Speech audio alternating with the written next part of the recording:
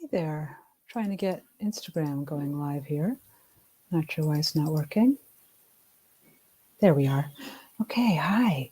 I want to talk with you for a minute about conflict, fights and arguments in your couple or in your family or in your most important relationships as an equanimity boot camp. That's not the way we usually think of conflict, I know. But I'm wondering, do you have a practice that you use in order to calm yourself?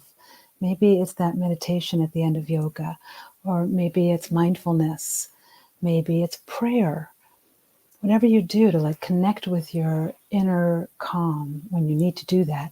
And then it could be, if you're like me, that when you get to one of those most difficult moments in your most precious relationships, you lose all your calm.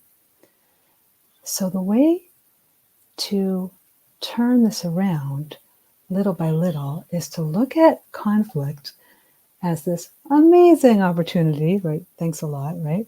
For practicing that value of calm, for learning how to do it there. It's like the wilderness training of any calmness practice you have. In order to do this, you have to take your attention off of the other person during conflict, and or take your goal-drivenness off of the other person and off of anything you're trying to receive from them or trying to get from them or trying to make them see. Take your attention off of them and put your attention on yourself. This is like an Eckhart Tolle quote that I love, that I actually got from a video of his. So you won't find this if you Google these words. I transcribed it because I loved it, and I use it in my courses. And Eckhart Tolle says this: when you're faced with difficult situations or people, make it your primary concern to be responsible for your state of consciousness first. And I would say that when we're talking about family or couple conflict, forget the first. Your only responsibility, your only task at that moment, your only goal is to be aware of your state of consciousness and do what you can to try to practice calm.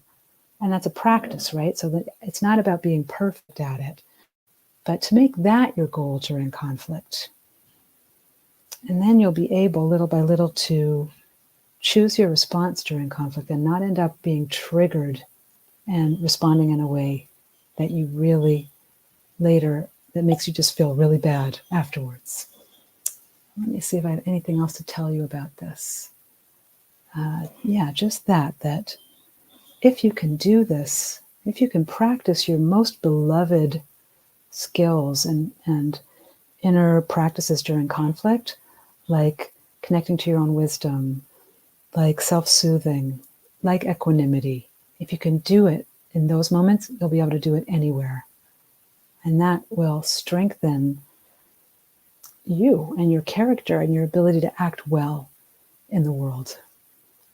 Okay, that's it for today. Now I have to figure out how to turn all this off.